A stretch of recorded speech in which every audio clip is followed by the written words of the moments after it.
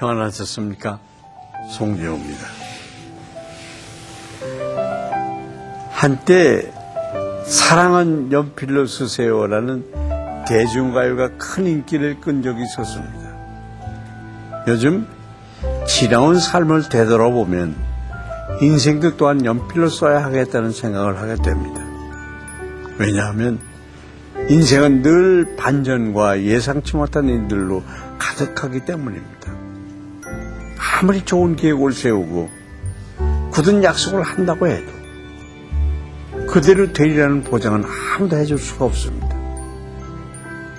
나의 계획이 어긋나고 생각지 못한 일이 튀어나올 때 그때마다 실망하고 좌절한다면 얼마나 힘들고 비참한 삶이겠습니까? 잠언 16장 9절에 보면 사람이 마음으로 자기 길을 계획할지라도 그의 걸음을 인도하시는 이는 여호와시니라 라는 말씀이 있습니다. 나를 잘 하시는 하나님께서 나의 앞길을 인도하신다는 생각을 한다면 조금은 더 느긋하게 미래를 바라볼 수 있을 것입니다. 언제든지 지우고 고칠 수 있는 연필 인생 어떻습니까? 좀 더 여유롭고 희망이 있지 않습니까? 오늘 성경 속 인물들도 마찬가지입니다. 예상치 못한 큰 환난과 시험을 만나 당황하고 마는데요. 그들이 어떻게 이 시간들을 극복해내었는지 궁금하지 않습니까? 오늘의 말씀 함께 읽겠습니다.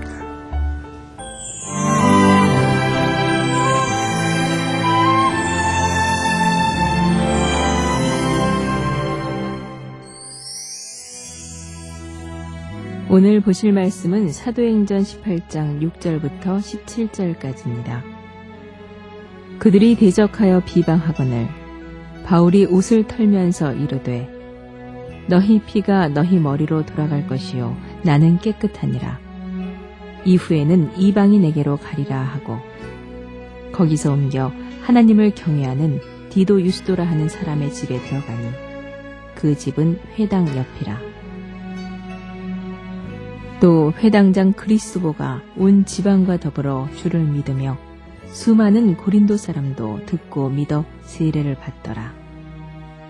밤에 주께서 환상 가운데 바울에게 말씀하시되 두려워하지 말며 침묵하지 말고 말하라.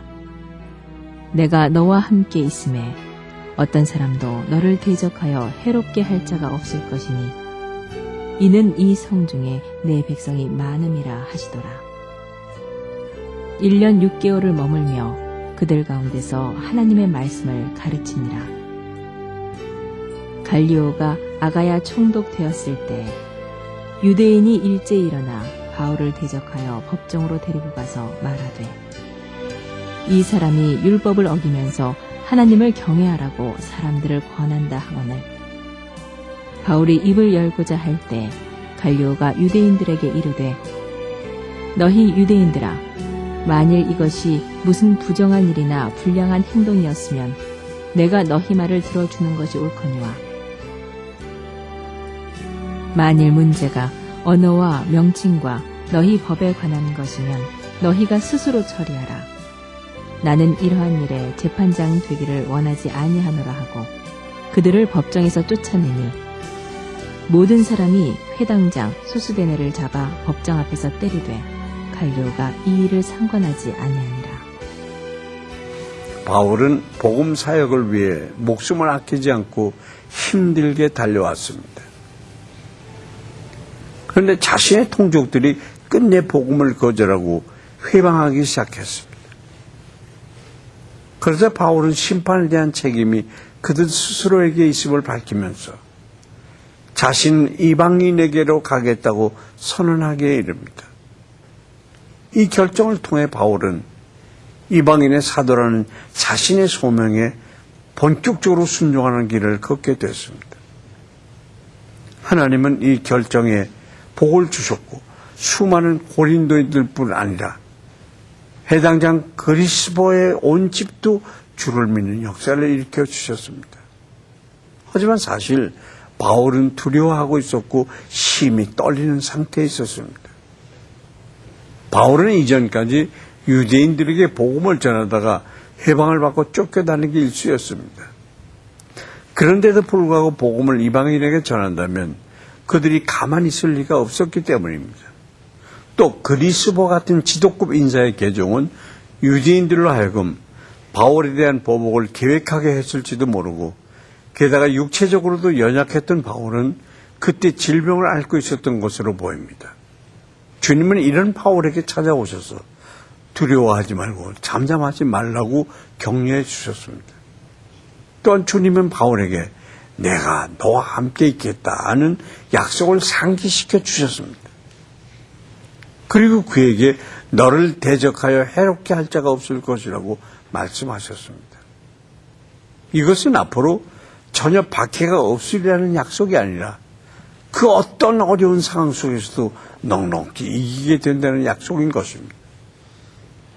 그것은 이 성중에 구원받을 주의 백성이 많이 있었기 때문입니다. 이 약속대로 바울은 이방 선교를 공개적으로 선언했던 고린도에서 최초로 장기 사역을 하게 됩니다. 예상치 못한 고난과 환난이 올 때 여러분의 모습은 어떻습니까? 예수님께서 나와 함께 하신다는 믿음과 확신이 여러분 안에 있습니까? 하나님의 약속은 갈리오라는 총독을 통해 실현됐습니다. 갈리오는 위대한 철학자 세네카의 형제로 역사책에 아주 공정한 인물로 기록되고 있습니다.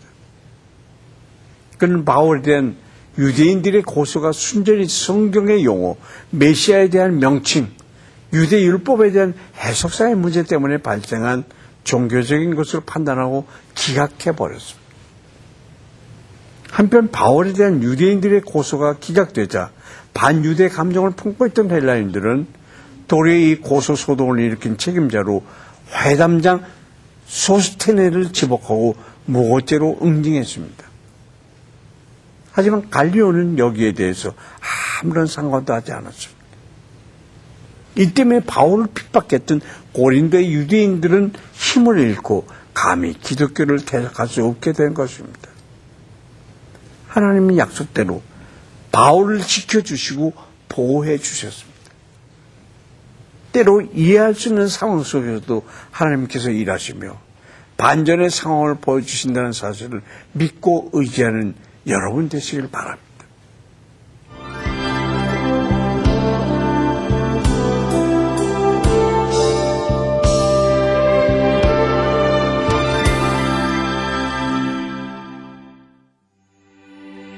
살아계셔서 오늘도 우리 삶 가운데 동행하시는 하나님 아버지, 오늘도 귀한 말씀을 주셔서 감사합니다.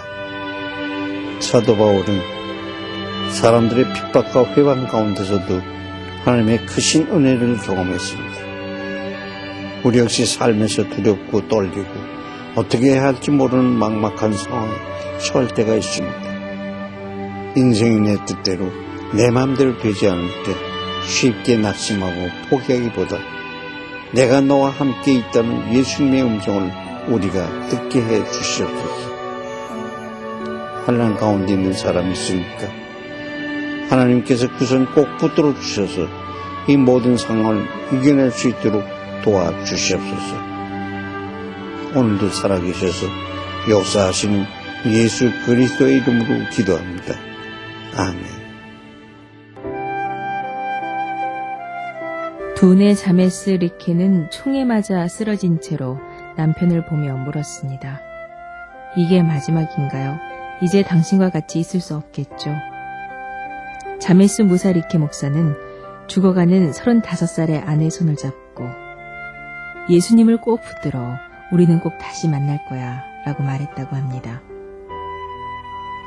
나이지리아 쿠론 마을을 공격한 무슬림 극단주의자들은 지난 5월 리케 목사의 아내와 두 딸을 숨지게 했습니다. 이날 총격과 방화로 살해된 크리스천은 총 16명으로 밝혀졌습니다. 이번 공격은 지난 4월 16일 선거에서 크리스천인 굿럭 조나단이 대통령으로 선출된 후 계속되고 있는 무슬림 폭동입니다.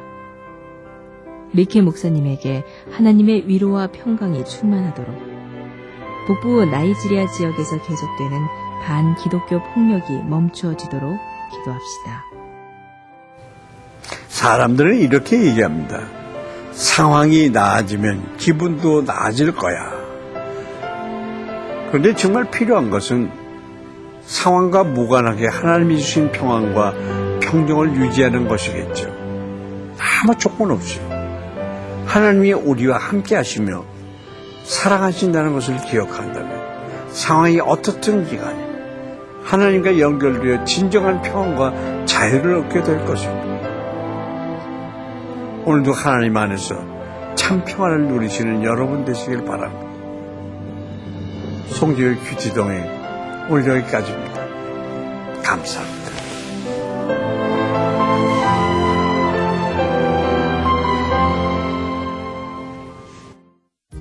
이 프로그램에는 GTM에서 큐티 교재 GT를, 책으로 만나는 성지 순례 답사기 바이블 루트를, 리브가에서 마늘 참치를, 수아영에서 기초 화장품을 협찬해 주셨습니다.